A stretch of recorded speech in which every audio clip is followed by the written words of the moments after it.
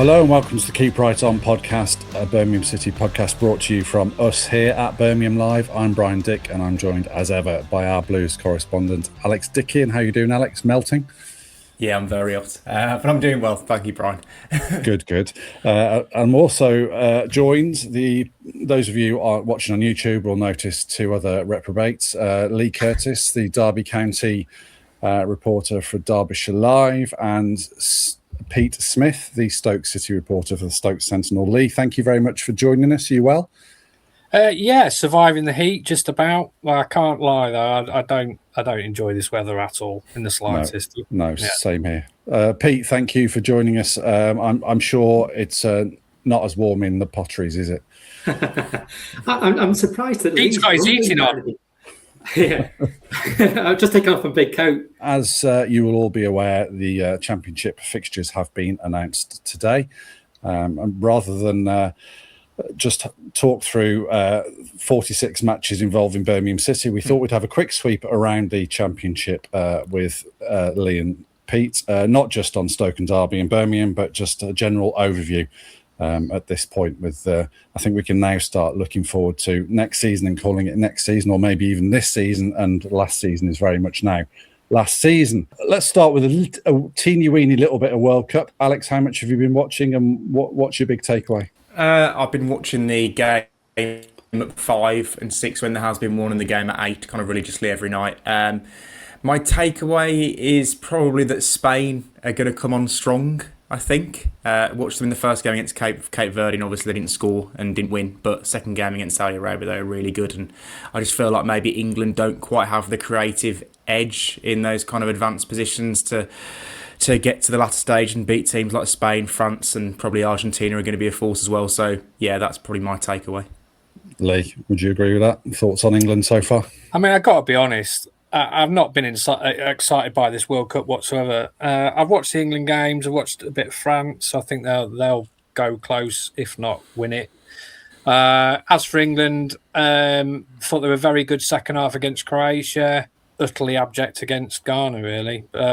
Didn't think they had any real plan to try and break them down. Ghana just happy to let us have the ball. And I think we will rue not taking somebody like a Cole Palmer or a Morgan Gibbs-White, because I just think we haven't got enough lock pickers to certainly win this tournament. And I don't think the centre halves are that much cop either. So sorry to burst everybody's bubble, but I don't think we'll be winning the World Cup this year.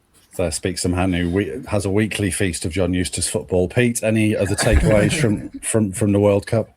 Well, compared to some of the days that we've been used to watching, I've enjoyed it, and I'm with Leigh. I wasn't particularly looking forward to it before the start, but you get dragged in, don't you? I've been soccered, and I'm enjoying it every day.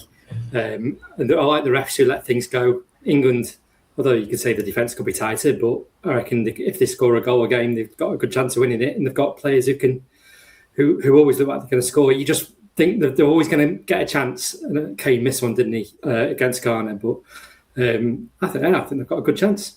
I think every concert likes the ref letting things go as well. Let's move on to the fixtures. Alex, quickly, this is a Birmingham City podcast. Main takeaways from a Blues point of view about the fixtures and what is an evil start, isn't it? Yeah, well, and end, really. They've got a really hard start, really hard end. In the middle, it's okay, as you'd expect. You've got to play 46 games over the season, play everyone twice, so we probably shouldn't get too hung up on the start before that international break, which is slightly later this year. Blues will play 8 games, and they've got a lot of the contenders, really. They'll start away at Sheffield United. We're expecting them to be better this year than they were last. Bristol City at home, don't really know what to expect with them under Skabala, who did really well at Lincoln City in League One. Southampton, Wolves, Wrexham, all to come in that opening 5, and then they've also got Middlesbrough, Derby County, Norwich. So I think people are expecting Norwich to be contenders. Derby were close in the playoffs last year. Borough were obviously right in the mix. So it's a pretty brutal start, and I think the way Blues should look at it is it's a chance for them to kind of put down a marker and say they are contenders by that first international break of the season. Yeah, it hasn't taken that long before people on social media are viewing that as a sort of an 8-game referendum on Chris Davis, aren't they? So, let's see how that goes. Leigh, I looked at the Derby first 6, and if they're not top by October, then there needs to be an inquiry. pretty bit of a half volley as a start, right? Yeah, it's a good start. I think that's a very good opportunity to sort of gain some early momentum. I think the running's quite tough, but yeah, I think as far as the start goes, I think you look at it, Charlton away, they beat earlier this year, Cardiff. I think they'll find it quite tough, as all teams do when they come up from League One. Swansea were no great shakes last season. I do think they'll be improved. I mean, I like Vipotnik as the striker. Pompey away. I mean, you couldn't really ask for a more comfortable start, really. But it's like everything, isn't it? You've got to play them all twice anyway. It doesn't matter which order they come. I mean, I do this every year when the fixtures come out and like try to analyse it. But you know, fundamentally, you play everyone home and away, don't you? So I don't know really. I think Derby will have a very, very good chance this season, but which I'm sure we'll come on to discuss later. But yeah, I think in terms of the start, you'd be pretty happy with that. And judging by the reaction from the fans on social media, they're quite happy with the start as well. Just another away trip and a midweek to Portsmouth for some reason. It's almost like it's a cardinal sin if that game ever takes place on a 3 p.m. on a Saturday. But yeah, apart from that, quite happy. Yeah, Pete, if Blues have got an evil start and Derby have got a gentle start, Stoke have got something in the middle, am I right? Yeah, that's about right. You talk about Chris Davies having an 8-game referendum. I think there's probably Stoke fans thinking something similar about Mark Robbins. Right. A pretty rubbish second half of last season. And you just think that 3-week break in the autumn, there's going to be someone, isn't there, who's reaching for the axe or questioning what they're going to do next. At the Watford, probably. Yeah, probably Watford. Yeah, it could go either way. I think it's going to be so tight, isn't it? This season, you've got 4 teams who've got parachute payments, and then with the rest of them, it's just the budgets are also similar. There's not much to choose between squads. If you get a bit of momentum behind you, I know Leigh was saying that you've got to play everyone twice, but if you have a decent run and all of a sudden you won 3 in a row, you've got a bit of wind behind you. What do we make of the of the first of those 3 that have come down? Well, Wolves have been quite active already in the transfer window, haven't they, in signing Kieran Trippier and Raul Jimenez, 2 players who probably have no business being in the Championship, so that's a bit of a marker there. West Ham have got...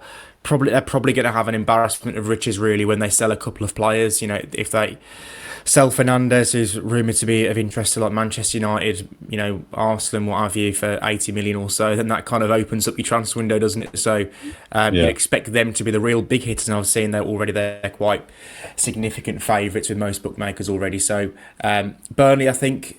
Everyone knows what you get with Burnley in the Championship. They're kind of not Premier League yet, but they probably have been better than Championship last 4 or 5 years. So they're going to be right in the conversation as well, I would imagine. I think it's probably a more difficult Championship this year with the 3 that have come down compared to what it was last year. I think there are variables with Leicester. Everyone kind of suspected they might get that points deduction and wouldn't be as good as they were under Maresca. Southampton took a long while to get going after kind of messing around with Will Still, and then Ipswich again weren't brilliant, but they managed to come through. So only one of the 3 teams going down who came down went back up. Whereas this year, I think all 3 are favourites, aren't they? So I think you're going to do well to prevent one of those 3 teams from going up this season. Fernandes and Somerville, if they sell West Ham sell those 2 players, they could effectively erase the broadcasting shortfall into transfers. And with Nuno in charge, I noticed when we were sort of exchanging messages earlier, you kind of felt that West Ham are not home and hosed, obviously, because there's still games to play, but they're very much in the box seat for you, aren't they? Yeah, I think West Ham will be favourites. I mean, I like what Wolves have done so far in the market. I think Trippier and Jimenez are great signings for the level. But I think West Ham, I mean, there's a lot of talk about Jared Bowen leaving, but if he's true to his word and he stays and helps them get back first attempt, like Alex says, they've got an embarrassment of riches. You know, if they sell Somerville and Fernandes, they're a Premier League club, aren't they? They won't have no problem attracting players to them. So I think they're the team that everybody will have to beat next season. Obviously, the SCR rules favour them as well because the revenue will be huge as well. So I think for me the top 2 are probably West Ham, Wolves. Burnley, I'm not so sure. I think they're sort of almost become the archetypal yo-yo club, aren't they? They go up, have a season in the Premier League, then come back down, but haven't really got the power or the ability to stay in the Premier League for any great length of time. So I'm not sure about them. I'm not sure about Burnley, but I think the one team that I would look out for outside of those is probably Norwich. I think Norwich had a great end to last season. Clement's done a brilliant job there, and I expect them to be very strong next season. But I think outside, for me, I think you've just got to look at West Ham and Wolves as vying for the top two, really. Pete, is there anyone that comes out of the existing Championship pack? Leigh's mentioned Norwich. I can't see what Leigh's saying. Norwich is the one. Really interesting. I think they're the only one who aren't going on a training camp this summer, or they might be having a training camp in London or something. And he had players back in after the end of the season to do a fitness camp. So, I mean, if everybody's trying to beat each other doing the same thing, Norwich are trying something different. I know if Stoke tried it, it wouldn't work. But if Norwich are coming into it on the back of having a really good second half of the season, and you just think maybe that momentum will carry them into doing something different and going one better again this year. I think if the season had been longer, they would have got into the top six. By 3 or 4 weeks longer. Swansea are the other ones who are doing something a little bit different. Mitos hasn't arranged any friendlies, I don't think, yet. He says he wants to spend a load of time on the training ground. But yeah, he's going to be really tight. You're going to need a good wind with injuries, and if somebody can find a striker who scores goals or a goalkeeper who keeps them out, then it's finding that way of flipping tight games in your favour. What do we think of the teams coming up? All been talked about doing a supercomputer piece, and every supercomputer I've seen has got Lincoln finishing bottom, Bolton and Cardiff. You'd say of those three, Cardiff would be the ones who've maybe laid some foundations, and obviously more recently in the Championship anyway, right, Alex?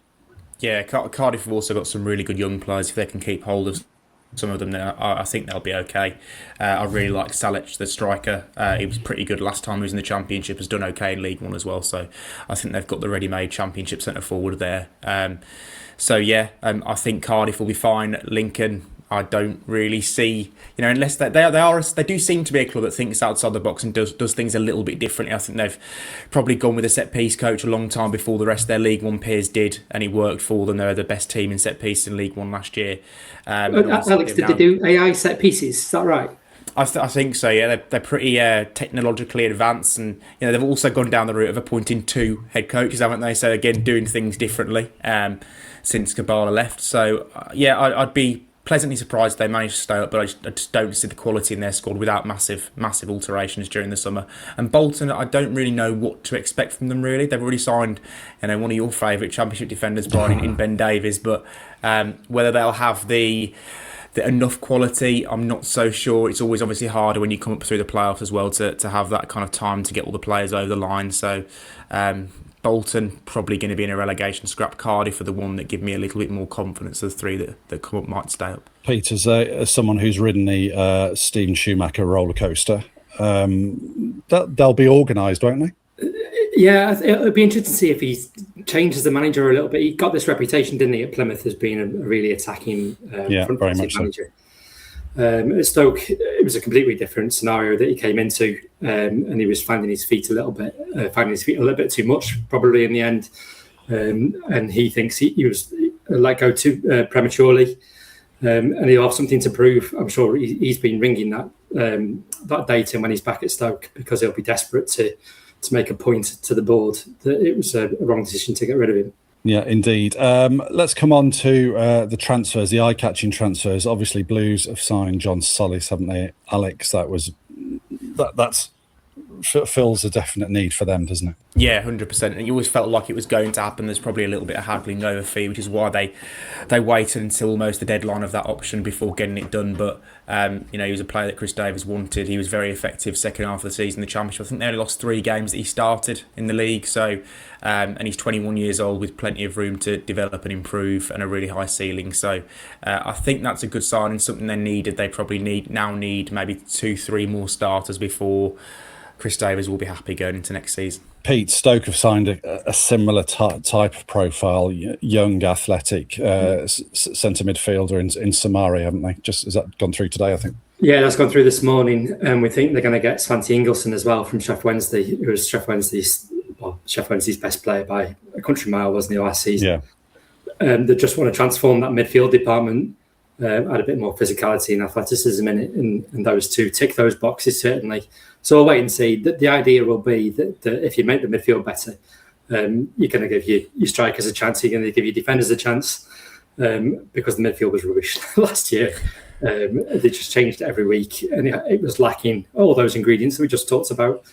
So Samari is certainly one to kickstart that, but he certainly won't be the last. And Leigh, Derby have made a move in the transfer market already, haven't they? Seems like the biggest work they've got to do this season is bringing back some of the loan players that were so effective last season, and they've done that already, haven't they? Yeah, I mean, Bobby Clark has obviously joined from RB Salzburg for around fee between 5 and 6 million. Really good business. I thought he was excellent last year. Still only 21, very comfortable at the level. Really good for Derby. If there's one thing I'd say about him, he probably needs to score a few more goals and get a few more assists. But he's got everything there, and he's not even reached the peak of his powers yet. He's still got 2 or 3 years yet before he starts entering that sort of phase of his career. But yeah, really good kid, very popular in the dressing room. It looks like Dion Sanderson has stalked him from pillar to post this summer to make sure. I think there was a funny video on the club website where they sort of dressed Sanderson up as a spy to keep him under tabs. But he went on holiday with him. They went to Ibiza together. I think they've been everywhere together. So yeah, brilliant signing, very good on the ball, and I think it's a really important signing because when we spoke to John after the game against Sheffield United, when obviously didn't reach the playoffs, he was adamant that he wanted to see the club move with intent in the transfer market, and paying 5 or 6 million quid for Bobby Clark is certainly a sign of doing that. But I think that's only one very small deal that I think needs to be done, really, because the wide areas need attention. Forward player, they've lost Patrick Adjemang until Christmas, who was excellent for them. In terms of getting a start and starting with intent, Bobby Clark was certainly some way to go. Alex, what are the other sort of transfers across the Championship that have caught your eye? As I mentioned earlier, you can't really look beyond the 2 Wolves ones, but elsewhere, Southampton have been pretty solid in getting those 2 really impressive loan players, Daniel Peretz, the goalkeeper, and obviously Carl Larin, who's doing pretty well at the World Cup, tied down to permanent contracts. Florentino Luis, Burnley have taken a £20 million option upon him. I'd quite like the one that Leigh was talking about with Bobby Clark going back to Derby. I'm surprised, actually, they didn't have more competition for him from other Championship teams. And a goalkeeper that we've kind of had linked with Blues in the past, Sam Tickle, has gone to Bristol City to replace Radek Vitek, who is the goalkeeper I would love Blues to sign this summer. But I think they have Premier League interest in him. So yeah, a fair bit happening. It's not properly, the wheels aren't really massively in motion, I think, with the World Cup going on, but there are some interesting deals going on. What there has been a lot of, though, is managerial changes. I think Burnley is still vacant, isn't it? They're trying to lure Craig Bellamy from Wales, and it seems like that's not going to happen. They've been connected now with Rob Edwards, formerly of Wolves, and Steve Cooper as well, who took Forest through the Championship. Bristol City, Michael Scabala's gone there. Watford, Alessio Darnisi, I think, is still the Watford head coach.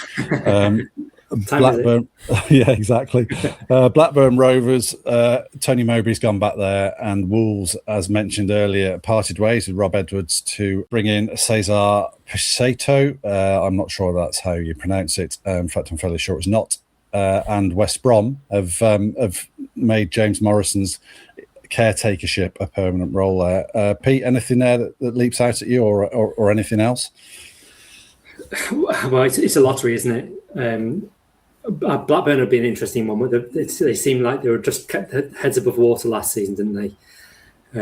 It seems like they've got a load of problems behind the scenes that have been continuous over the last few years with Venky's. And yet, all of a sudden, you can just see them challenging for the playoffs. So yeah, I mean, anything can happen in this division. And then the Wolves boss and the Watford bosses are just unknown quantities. Watford seem like they're going to strike lucky sooner or later, or they might get themselves in real trouble. Who knows what this one will be? was quite sceptical of both the Watford and the Wolves decisions when I saw them parting company with guys that have done it in the Championship to take punts on managers or head coaches that have never been there. But you and I were chatting about this the other day, and Hull City did exactly the same thing, didn't they, last season? And they brought in Sergei Yakirovich, who I think you said to me the other day that he just hasn't been given enough credit, because you go through that whole side that got promoted, and it's clearly a bit of managerial alchemy going on there, isn't there? Well, yeah, because there's a kind of story come out since they got promoted. They need to raise £6 million to avoid a points deduction, don't they, before the 1st of July? And you look through their squad at potential players that Championship teams might be interested in. There aren't that many really. So yeah, Yakirovich did an unbelievable job to get them promoted. And I think it was another kind of season and story that killed the stats bods out there who look at XG and things like that, because if you looked at that last season for Hull, they should have been, I think, 23rd. So yeah, a remarkable story. Whether they'll stay there is another matter. I think they need probably about 15-20 new players. But he's done a great job. And yeah, I mean, last summer when they appointed him, they got rid of Ruben Sayers, didn't they? We all are kind of rated before the Sheffield United gig. Not so much anymore. But you kind of looked at Hull and the changes they'd made at the end of the previous 2 seasons. Sacking managers rather harshly, and felt like it might catch up with them, but they are probably an example that to every team appointing in known quantities that it can work. Whether it will for Watford is another matter. Leigh, Eustace is a good match at Derby at the moment, isn't he? Yeah, brilliant, mate. He's done a fantastic job. I know you joked about the Eustace ball when we came on air, but he gets a lot of unfair stick for me in that respect. I thought Derby played some really good football last season. I mean, the 5-0 win at Bristol City was pretty much footballing utopia. I mean, it was absolutely superb, blew them away. Very good away from home, then they weren't so good at home, and then they became pretty good at home, not so good away. I just think, he's done a brilliant job, really. To take him, I mean, people forget when he took over, I think at one stage of that season, they were 7 points adrift of safety at the bottom, with a squad that wasn't really overly abundant with attacking quality. It carried a lot of League One players over from the previous season, and to sort of get them across the line and beat relegation and keep them up was an unbelievable achievement, really, when you consider what he had at his disposal. And he just kicked that on again. The club have backed him heavily in the transfer market. I think Bobby Clark was brilliant for them. Ben Brereton Diaz came into his own sort of midway through the season. He was very good as well. Jayden Bernal, who's obviously at Burnley, and I think there's talk about him leaving there to go to Anderlecht this summer. So, I think there's still a lot of work to do. They're still carrying a few players from League One. There's been a couple of players who they signed, like Kenzo Houdmin from the Dutch League under Paul Warne, that haven't quite worked out. So I think there's still a few players. Corey Blackett-Taylor is another player I think his time's up, really. He needs to move on.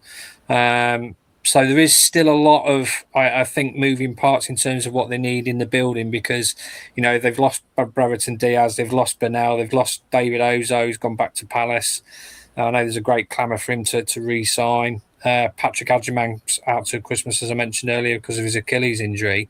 So they have lost a fair degree of attacking prowess, and that's what they need to really sort out, because Carlton Morris has been very good for them, but can't keep relying on him outside of that, really. The number 9 options aren't great, to be fair. So there's a lot of work to do, but the job he's done tremendous. Really good guy. Like him a lot. I think he's very underrated at Championship level, and I think at some point in his career he will go on and manage in the Premier League. Hopefully that's with Derby, but we'll still wait and see.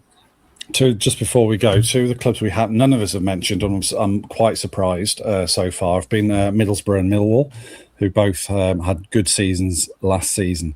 Alex, you're a big fan of Kim Hellberg, aren't you? Surely you would expect Middlesbrough to be up there this season. Yeah, I do, and they're among the favourites as well, I think.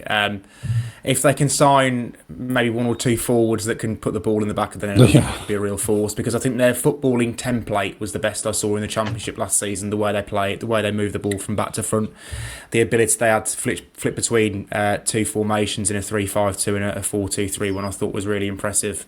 If they can keep players like Malanda, Whittaker. I don't think they've got a chance of keeping Hackney, but they've got some really good players there. So I think that they'll be right up there.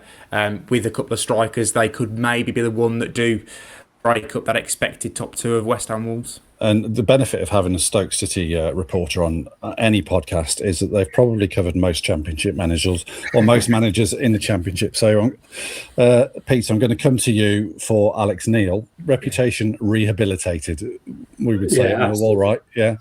Yeah, and he seems like a good fit, doesn't he, for Millwall? I think he would have wanted the Birmingham job, I'm sure, a couple of times. We had to bide his time after what happened at Stoke. And this Stoke job was just unlike any other job that he's ever had previously, because he came into it with the opportunity to sign, I think, about 22 players that saved up the money over a rolling financial fair play period and had the contract running out ready for him to go all out at it. And when that didn't work, the wheels came off pretty quickly. But I got on with him, actually. And he seems like he's really happy at the moment, and he knows what makes him a good manager. And the first couple of signings that they've made under the radar, they brought in a midfielder from Bradford, and they brought in a midfielder from the French second division. Striker from the French second division. And they both got something about them by reading about them. I think they'll certainly be in the top 8 next season, I should imagine. I really like some of their players. Tristan Kramer, the defender, the big unit. I would have loved him at Stoke. Yeah. I think if you finish above Millwall, then you're going to be right in the mix. Brilliant. Okay, chaps, thank you very much for that. I think I passed the weight, all of us. Pete, appreciate your time, and Leigh, yours as well. Alex, thank you very much for joining as well.